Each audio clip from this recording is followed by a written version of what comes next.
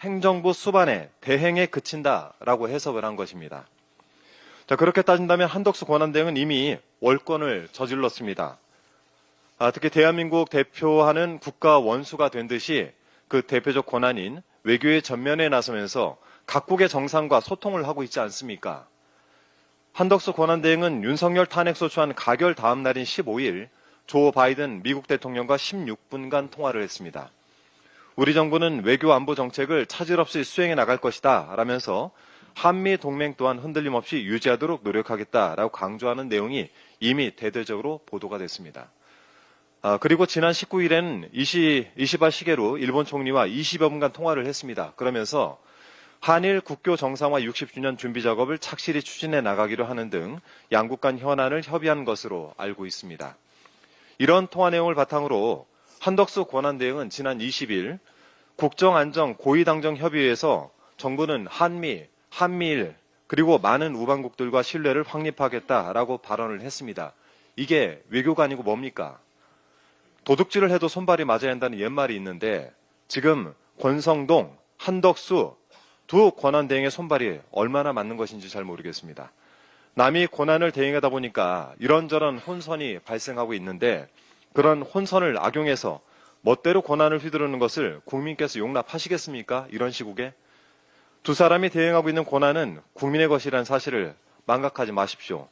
두 사람의 입맛에 맞게 선택해서 권리는 누리고 책임은 회피하는 용도가 아닙니다. 오늘부터 국회 추천목 헌법재판관 인사청문회가 열립니다. 더불어민주당은 이번 주 중으로 헌법재판관 3인의 임명 동의 절차를 반드시 마무리 지을 수 있도록 노력하겠습니다. 임명에 불필요한 차질을 빚지 않도록 한덕수 권한대행도 재반 준비에 만전을 기해 주시기 바랍니다. 이상입니다. 다음은 전현희 최고위원의 발언이 있겠습니다. 네, 한덕수 권한대행 지금 내란 대행 자처하는 겁니까? 내란 상설 특검이 국회를 통과한 지 12일이 지났습니다.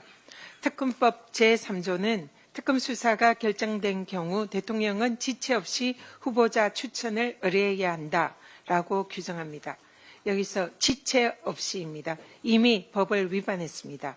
또 의뢰해야 한다라고 규정되어 있습니다. 대통령의 상설특검 후보자 임명은 절차적 요식행위에 불과한 의무 규정입니다. 한 대행이 법적 의무를 지체해서 고의적으로 추천 의뢰를 회피한다면 직무유기죄가 성립한다는 것을 경고합니다. 한덕수 총리가 권한 대행인지 내란 대행인지 밝혀질 카운트다운이 시작됐습니다. 상설특검 후보 추천 의뢰 불법 지연, 내란 특검, 김건희 특검법 공포 거부로 내란 숙의 윤석열의 부활을 꿈꾸고 있다면 꿈 깨십시오. 한덕수 대행을 기다리는 것은 내란 숙의 공범이라는 국민의 심판뿐입니다. 국회 문을 부수고 의원들을 끌어내라던 내란 숙의 윤석열이 구중궁궐 문을 굳게 잠그고 묻지마 버티기에 돌입했습니다. 아무리 버텨도 윤석열의 불법 농성은 실패하고 결국 법의 심판대에 서게 될 것입니다. 네, PPT 봐주십시오. 대법원은 피고가 서류 수치를 부당하게 거부한 경우에 상대방의 정당한 권리 방해로 간주하고 수령을 거부한다 하더라도 도달한 것으로 인정한 판례가 있습니다. 따라서 헌법재판소는 서류 수령을 거부하는 피청구인 윤석열에게 대법원 판례에 따라서 서류가 송달된 것으로 간주하고 재판 절차를 신속히 밟아야 합니다. 대통령실 경호처는 수사당국의 압수수색과 윤석열 체포에 적극 협조해야 합니다. 경호처가 스스로 내란 수괴를 호위하는 반란군이 되어 불법을 자행해선 안 될 것이라는 점을 경고합니다. 공조수사본부는 증거를 인멸하고 있는 내란 수괴 윤석열을 지체 없이 체포하십시오. 불안한 국민께 드리는 연말 최고의 안심 선물이 될 것입니다.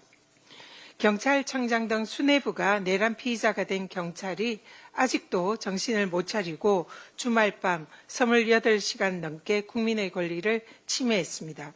모든 국민은 집회 시위의 자유를 가진다. 대한민국 헌법 제21조 1항입니다. 국가인권위원회도 2017년 경찰의 농민단체 트랙터 차단이 헌법상 집회와 시위의 자유를 침해했다라고 결정한 바 있습니다. 한덕수 권한대행 농업사법을 거부하더니 경찰의 농민들의 집회 자유를 유린해도 모른 채하며 내란대행 역할에만 충성하고 있습니다.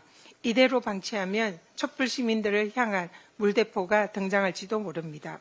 민주당은 헌법을 위반한 부당한 공권력 행사의 진상을 철저히 조사하고 그 책임을 묻겠습니다. 내란 정당 국민의힘의 끝없는 망언에 국민의 분노가 커져가고 있습니다. 선관위가 이재명 대표를 위해서 사전선거 운동을 하는 것 아닌가라는 권성동 원내대표, 이러니까 선관위가 부정선거 의심받는다는 나경원 의원, 부정선거 음모론을 광신하고 내란을 일으킨 윤석열의 인식과 뭐가 다릅니까? 공직선거법에는 누구든지 현수막 등의 선거일 전 120일부터 선거일까지 후보가 되려는 사람의 성명을 명시한 것은 선거에 영향을 미치기 위한 것으로 본다라고 규정이 되어 있습니다. 또 선관위에서는 공직선거법 선관위 지침에도 같은 취지로 후보자가 되려는 사람의 성명이 적시된 현수막 개첩을 금지한 바 있습니다. 자, 여기서 죄송합니다. 국민의힘 의원의 경우에는 대선과 달리 다음 총선까지 3년이 넘는 기간이 남았기 때문에 현수막 개첩에 성명을 적시해도 선거법에 해당이 되지 않습니다. 반면 이재명 대표는 민주당의 가장 유력한 대선 후보로 선거법상 후보자가 되려는 자에 해당합니다. 또 헌재의 윤석열 탄핵 인용 시에는 120일 이내에 대통령 선거가 치러질 가능성이 확실합니다. 따라서 이재명 대표 이름을 적시한 현수막 개첩을 선거법상 금지된 사전선거운동으로 보고 개첩 불가 의견을 낸 선관위 결정은 적법합니다. 선관위는 국민의힘의 터무니없는 주장에 오도되지 말고 기존 선관위의 지침의 입장을 유지하기 바랍니다. 그리고 언론계도 당부합니다.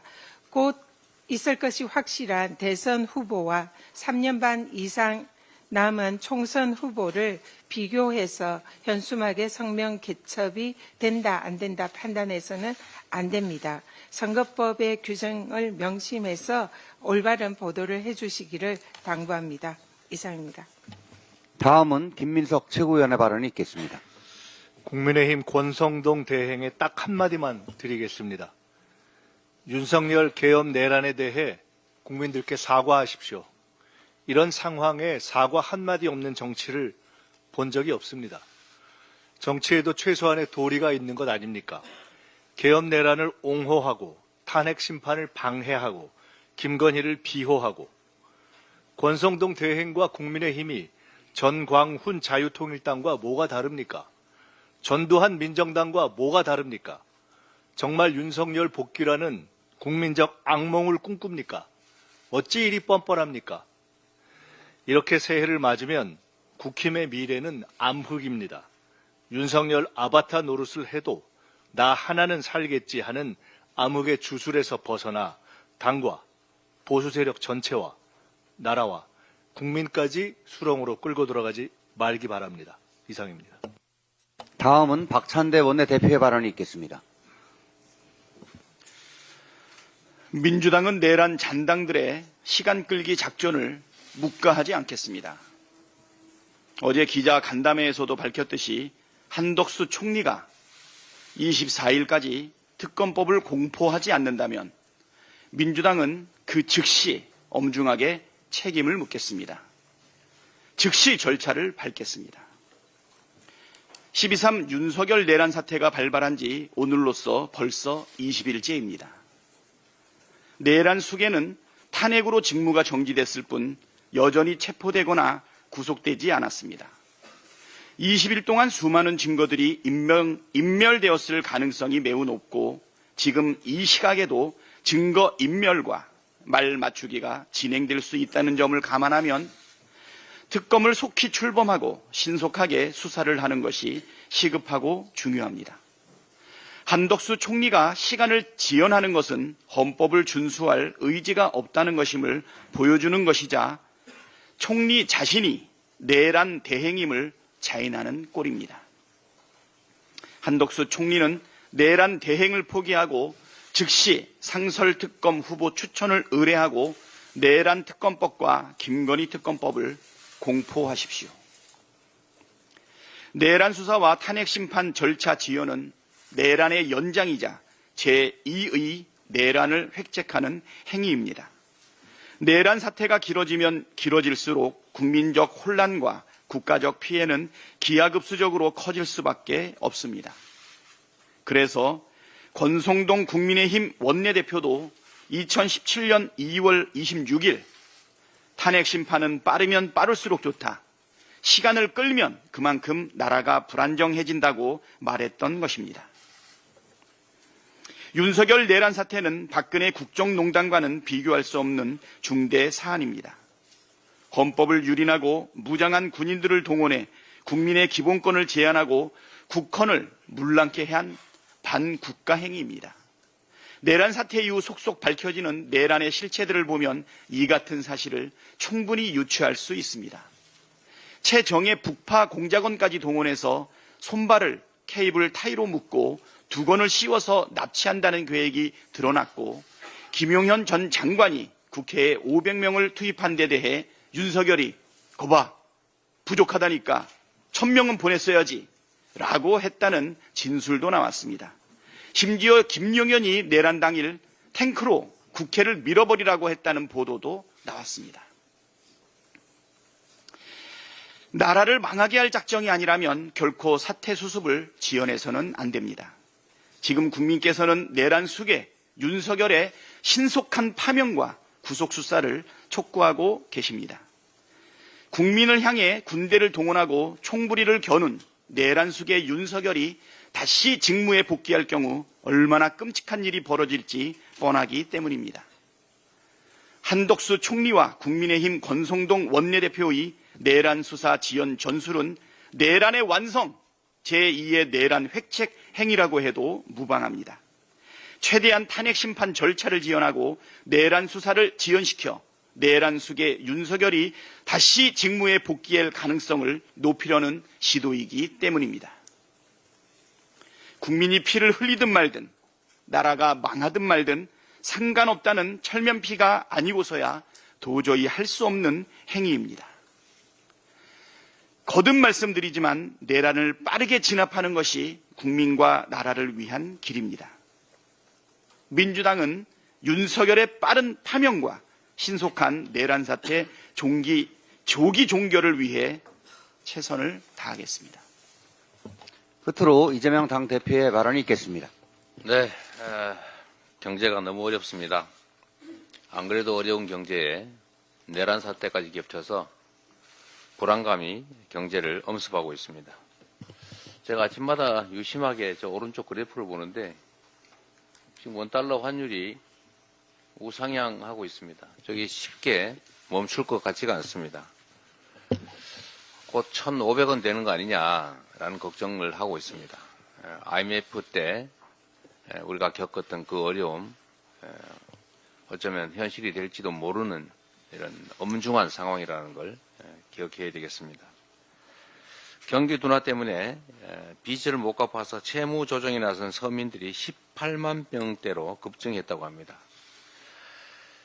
11월까지 확인된 법인 파산 선고가 작년 전체 건수보다 16.3% 이미 늘었습니다. 작년도 예년에 비해서 엄청나게 많이 법인들이 파산했습니다. 개인 회생 신청 건수도 역대 최대를 기록할 것 같습니다.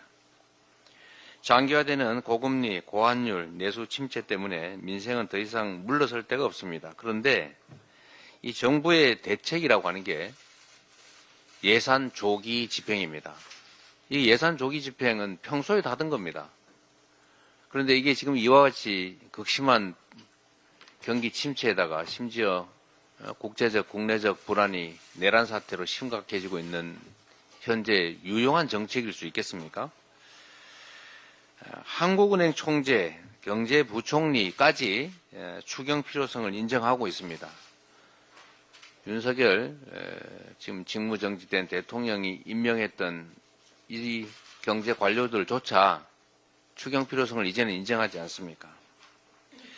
대외 불확실성이 확대된 상황에서 얼어붙은 경기를 살리고 민생을 회복할 수단은 쓸 수 있는 건 전부 써야 됩니다. 정부는 적극적인 재정 역할이 절실한 이 비상 상황에서 추경이라도 반드시 해야 된다. 이 점을 직시하기 바랍니다. 말로만 급하다고 해요. 입만 바빠요. 행동을 해야 될 것 아닙니까? 맹추위 속에 국민들은 국가 위기 상황 극복을 위해서 광화문으로 또 남태령으로 나서고 있습니다. 그런데 정작 국민의힘은 이런 주권자들의 목소리가 들리지 않는 것 같습니다. 역시 말로만 하지 체감하지 못하는 것 같습니다. 헌법재판관 임명 절차를 외면하고 버티기 전략을 고수하고 있습니다. 버텨서 어떡하자는 겁니까? 버티면 수가 나옵니까? 지금 대한민국 헌정 질서를 통째로 파괴한 대통령의 내란 행위가 없어지기라도 합니까? 국민의힘이 사실상 그에 동조한 이 역사적 사실이 사라집니까? 책임을 면할 수 있을 것 같습니까? 경제가 망가지고 나라가 망쳐지면 그 책임은 더 커진다는 거 잊지 마십시오. 특검 반대를 고집하면서 명분 없는 시간 끌기, 이거 더 큰 책임을 불러올 것입니다. 내란 동조당이라는 말을 참 싫어하더군요. 그런데 내란 동조를 하고 있지 않습니까? 내란에 해당되는 계엄, 불법적이고도 위헌적인 계엄, 해제 의결을 사실상 방해하지 않았습니까? 그리고 탄핵 절차 비협조하고 있지 않습니까? 사실상 특검 반대로 수사 방해하고 있지 않습니까? 이게 내란 동조 아니면 뭐겠습니까?